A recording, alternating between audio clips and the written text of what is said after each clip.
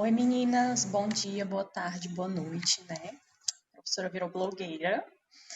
Vamos falar um pouquinho hoje sobre a aula de procedimentos relacionados à eliminação intestinal, tá certo? Vou dar um direcionamento aqui para vocês e vou ficar na assistência online também, tá bom?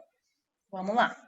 Dentre os objetivos, né? Vamos descrever o procedimento de lavagem intestinal e suas indicações, apresentar os materiais necessários para a técnica, descrever as atribuições da equipe de enfermagem e identificar as considerações importantes para a realização segura do procedimento, tá bom? Vamos lá, meninas. Vocês estão vendo aqui, né, que eu coloquei só um pouco de conceitos, né, agora nesse início, vamos falar um pouquinho, né, o que é a lavagem intestinal, tá? A lavagem intestinal, né, consiste no processo de introdução no intestino de solução medicamentosa ou não, né, por meio de uma sonda retal. Vocês vão ver que lá no são uns errinhos técnicos. Lá no hospital vocês vão ver que a gente utiliza muito essa sonda retal, tá bom? Mas em contrapartida a gente já tem algumas soluções que já são preparadas para isso, tá? O processo, né, de lavagem intestinal é também denominado enteroclisma. Vocês podem ver também por aí essa outra nomenclatura, tá? Chamada enteroclisma. Quando a quantidade de solução infundida é menor, geralmente é denominado clistel ou enema, tá? Vocês podem ver também essa denominação de clistel ou enema quando a gente tem a solução infundida entre 50 ml a 500, tá? Professora, quem é que faz essa prescrição? É o médico, tá bom, gente? A prescrição, precisa da prescrição médica para que a equipe de enfermagem possa fazer esse procedimento, tá bom? É a introdução de uma sonda, né, através do ânus, até atingir a parte terminal do intestino grosso, para a instilação de certa quantidade de solução. Quem é que vai indicar a quantidade de solução que vai ser utilizada também vai ser o médico, tá, gente? Então, nós sempre, né, a equipe de enfermagem tem que estar pronta para fazer o procedimento baseado na prescrição médica, tá? O volume é o tipo de líquido, né? Ele quebra essa massa fecal, distende a parede do reto e inicia o reflexo de defecação. Aqui é muito comum a gente ver chegar os pacientes idosos que já há muito tempo não estão conseguindo defecar, né?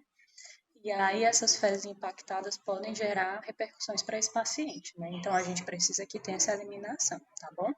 Promovem a defecação a estimular o peristaltismo, né? O que é o peristaltismo? É justamente os movimentos intestinais, né? Então, estimulando esses movimentos intestinais, a gente faz com que esse paciente consiga eliminar essa quantidade de fezes que está retida, tá? Indicações do procedimento, né? Promover a evacuação e o alívio da constipação intestinal. Prepare e realização de procedimentos. Atenção, gente. Quando a gente tem um paciente que vai fazer algum procedimento, como por exemplo, retossigmoidoscopia, colonoscopias, né?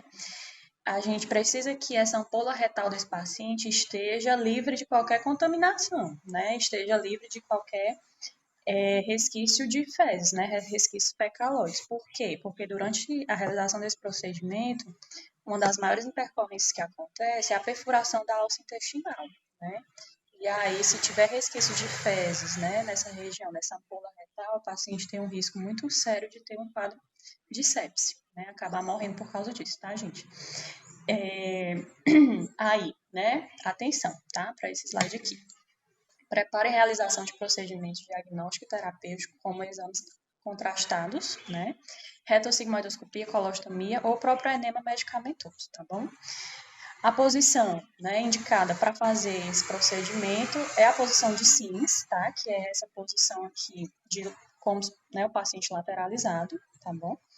Isso aqui adora cair em prova, tá? Mas não vai ser na nossa, né? Porque isso aqui é muito fácil, tá bom? Perguntar as coisinhas mais difíceis. Sobre a indicação do procedimento, a gente tem o quê, tá? O preparo mecânico do cólon para exames e cirurgias diz respeito a um conjunto de medidas, empregadas com o objetivo de obter um colo totalmente livre de resíduos fecais, que é o que eu já acabei de comentar com vocês, né? E redução significativa dessa flora bacteriana, que é justamente para a gente diminuir o risco desse paciente ter uma complicação, tá bom? Com o mínimo de desconforto, né, e risco para o paciente, certo? Esse procedimento auxilia, né, no amolecimento do conteúdo fecal, viabilizando sua esterilização, ou seja, né, com esse amolecimento fica mais fácil de ser esterilizado, certo? Dentre as indicações, destacam-se o esvaziamento do cólon, nas condições em que o organismo não consiga eliminar o conteúdo fecal, né? Como eu falei, geralmente são pacientes que chegam lá com quadro de obstrução intestinal, tá bom? E aí, para a remoção de melena, gente, melena é quando a gente tem fezes com sangue, tá? Acho que foi até numa das aulas práticas que eu falei para vocês, a gente tem um teste chamado teste da catalase, que é utilizada água oxigenada, né? A gente coloca nas fezes e aí, caso haja o borbulhamento, né, dessas fezes, a gente tem o teste da catalase positiva, que aí indica que a gente tem material sanguinolento lá, tá? Então, ou seja, né, a gente faz o teste da catalase para pesquisar sangue oculto nas fezes, certo? Ou enterorragias é o sangramento intestinal, tá? Ou para preparo do colo nas situações de exames ou cirurgias, como eu já falei também, tá? Professora, é um procedimento que tem riscos? Pode ser tão simples, né, assim, o esvaziamento, né, da ampola retal, mas, gente, não é, tá? Existe risco sim, tá? Geralmente são utilizadas o quê? Ó? Preparações, soluções, né, hiperosmolares, tá? Que criam um gradiente osmótico atraindo água para dentro da luz intestinal, né? E aí a gente tem essa aceleração do trânsito intestinal, tá?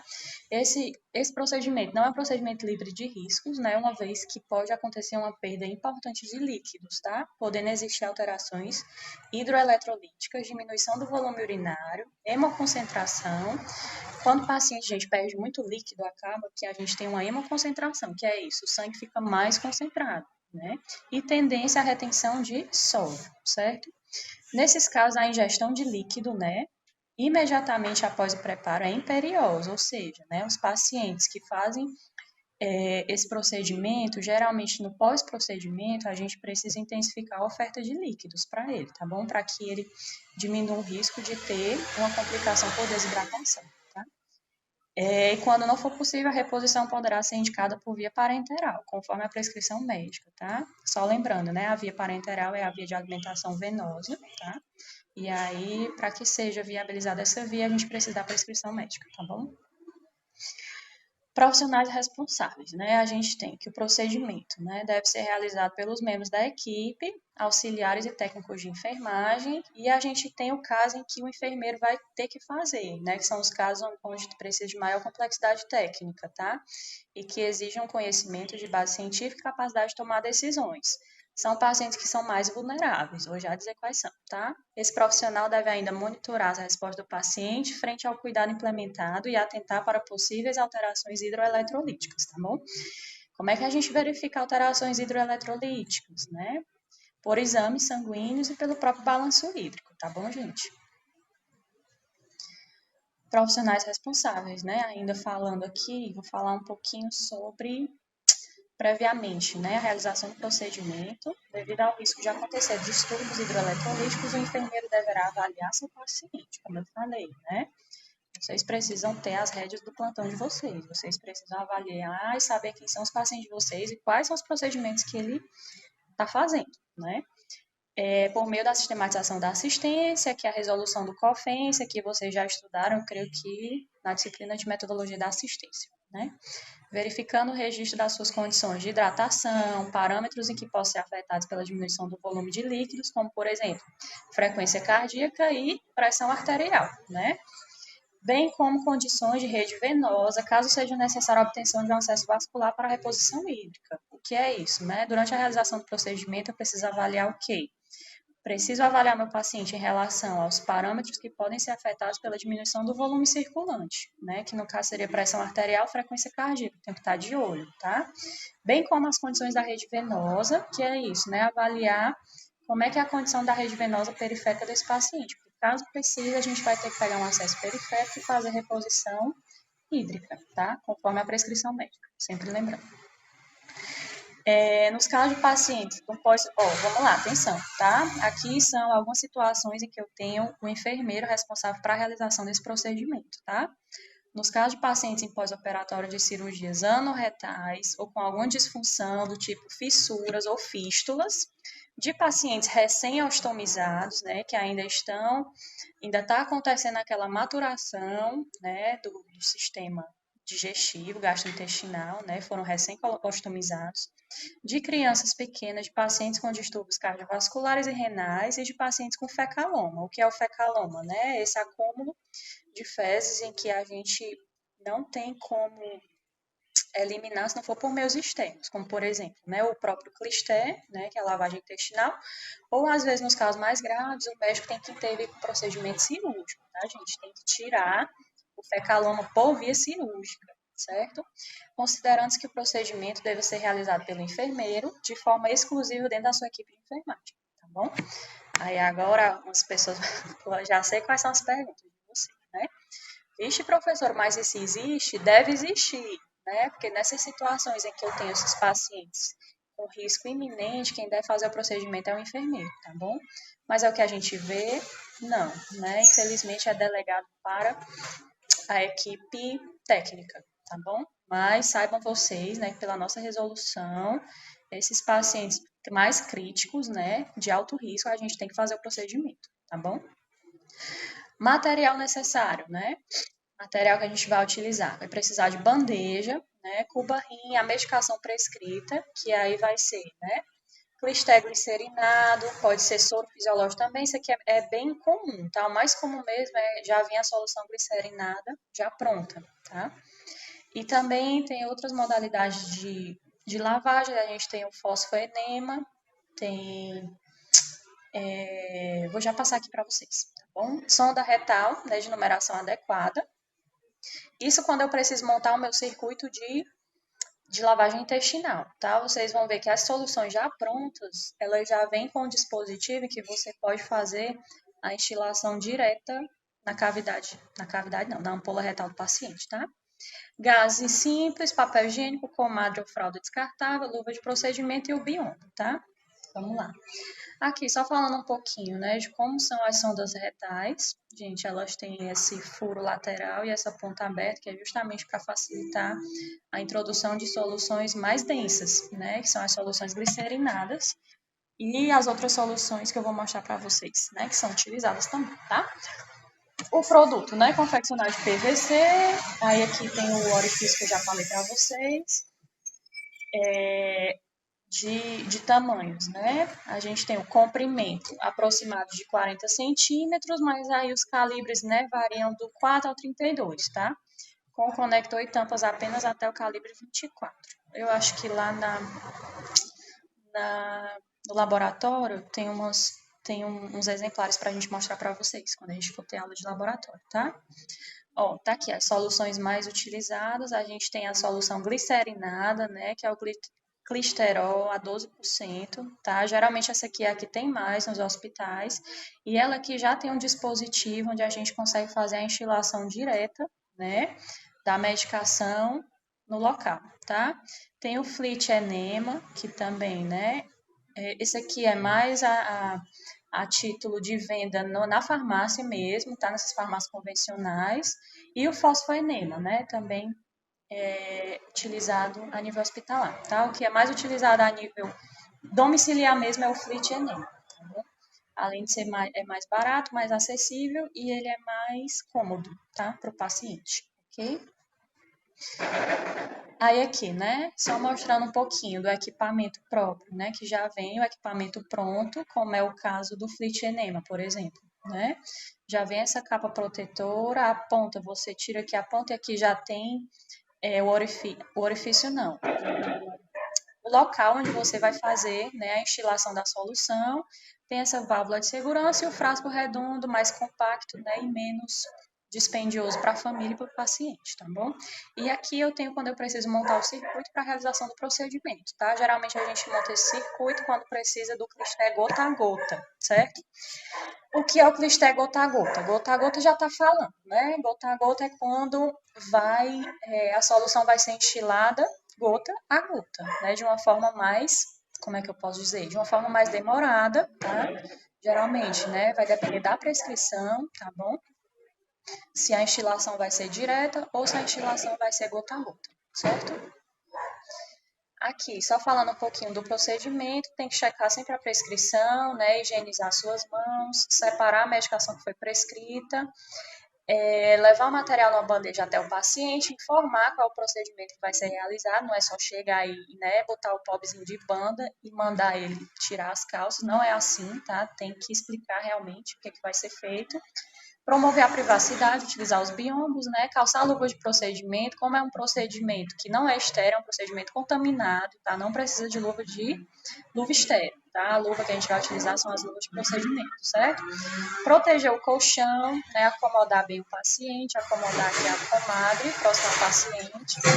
Lubrificar a ponta da sonda retal com vaselina ou xilocaína gel, né? Colocar o paciente decúbito lateral esquerdo, que é justamente aquela posição de Sims, tá? Atenção que cai muito em prova, viu?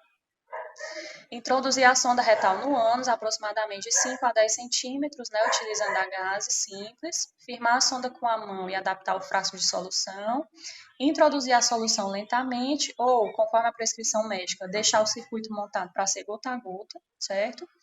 Orientar o paciente para reter a solução quando puder, isso quando o paciente é consciente, né, e cooperativo. Se for um paciente que não vai cooperar, então a gente não tem como fazer essa orientação, certo? Proporcionar seu fechamento mecânico, posicionar a comadre, observar o resultado do clisté e aí aguardar, né? A gente disse que o clisté teve êxito quando o paciente conseguiu evacuar, tá bom? Existe casos em que a gente precisa fazer mais de um clisté, né? E aí vai depender da prescrição médica, tá bom? Existe casos que a gente faz um clisté, não teve êxito, né? E aí o médico pede para fazer outro, tá bom? Eu já vivenciei pacientes em que eu precisei fazer 3 clistés para ver se tinha alguma, né? Se conseguia eliminar alguma coisa, mas até que conseguiu, tá bom? Caso tenha alguma intercorrência durante o procedimento, tem que ser documentado e tem que ser informado o médico, tá bom, gente? Depois, né? Vamos fazer a higiene íntima, externa, né? E proporcionar ao paciente conforto, né? Retirar a luva de procedimento, lava a mão e checa o que foi feito no pronto-ato, certo? Só falando um pouquinho de novo da posição para o procedimento, né? Essa posição de Sims, que é a posição lateralizada, tá? Aqui, só a título mesmo de informação, a gente lubrifica aqui a ponta da sonda, faz aqui a inserção na ampola retal do paciente e a instilação do conteúdo, tá bom? Aqui de novo, só mostrando, né, como é que é feito, paciente na posição lateralizada. Aqui eu tenho uma instilação direta, né, onde vai ser instilado devagar esse conteúdo, e aqui eu tenho a instilação gota a gota, né, onde vai ser passado um período maior para essa instilação, tá bom? Aí, a modalidade, né, vai ser prescrita pelo médico, a instilação é direta ou gota a gota, e geralmente o gota a gota são aqueles pacientes mais idosos, né, em que essa instilação direta poderia causar algum desconforto abdominal, né, acaba que pode ocasionar isso também, tá? Aqui, só a título de informação também, é só uma charge, né, que mostra o médico prescreve, né, também chamado de enteroclisma, clisteroemema, e aí entra a solução glicerinada em ação, pode ser sob pressão, que é como eu falei, a instilação direta, ou gota a gota, né, fazendo com que as fezes amoleçam, ajudando no alívio intestinal, tá? Quando o paciente estiver com alguma constipação intestinal, como por exemplo o fecalome, né, essa seria a indicação da lavagem intestinal, tá? Considerações importantes, estamos finalizando. Não deverá ser forçada a introdução da sonda. Vamos supor que você vai fazer o procedimento. A sonda, por mais que tenha um calibre pequeno, né, relativamente pequeno, se você tiver dificuldade em inserir a sonda, você não deve progredir de forma nenhuma, né? E aí tem que ser feita uma comunicação para o médico e ver realmente o que, é que vai ser feito, tá bom? Sempre, sempre, sempre. Teve dificuldade, teve alguma o paciente referiu muita dor, começou a ter um sangramento, alguma coisa anormal, tem que parar a infusão, tem que parar a administração, tá? Se a resistência for de material fecal, aguardar para que seja amolecido para se continuar a progressão da sonda, tá? Porque muita gente pensa, mas tem que colocar a sonda e aí tem que ser na hora que eu estiver lá para fazer o procedimento. Não, né? Vai depender de cada paciente. Tem paciente que o material fecal está muito aderido, está muito ressecado, né? Então você não vai conseguir instilar de uma forma, como é que eu posso dizer, rápida, né? Então geralmente para esses casos a gente faz a instilação gota a gota, tá? aguardar para que seja amolecido e aí ver como é que melhora essa resistência ou não, tá? Se o procedimento deverá ser interrompido, né? Você tem que ter esse discernimento, tá bom? E feito o registro também. Em adultos, né, a gente deve introduzir a sonda entre 7,5 a 10 centímetros, né? E em crianças, a sonda retal de 4 a 7 centímetros, certo? Observar lesões de pele na mucosa antes ou após o procedimento. Tem que ter muito cuidado, porque durante a inserção da sonda você pode lesionar essa parede da ampola retal do paciente, certo? Então tem que ter cuidado. Nunca forçar a introdução da sonda em caso de resistência, né? E aí sempre o enfermeiro deve ser comunicado ao médico, tá? Na ocorrência de desconforto abdominal, suspender a infusão imediatamente. Vamos supor que você está lá, o paciente está com clister gota a gota, tá demorando cerca de 20, 30 minutos, mais ou menos, e aí ele começa a sentir um desconforto abdominal muito intenso, né? Muita dor. Aí você para a infusão, comunica o médico e aí a gente vê se continua ou não, tá? Mas sempre quando tiver alguma intercorrência, você tem que ter esse discernimento, tá bom? Aqui são só algumas referências que eu usei pra gente dessa aulinha de hoje, tá bom? Espero que vocês tenham gostado. Essa minha vida de blogueira é muito difícil, né? Mas qualquer dúvida estou à disposição, tá bom, gente? Um beijo e até mais.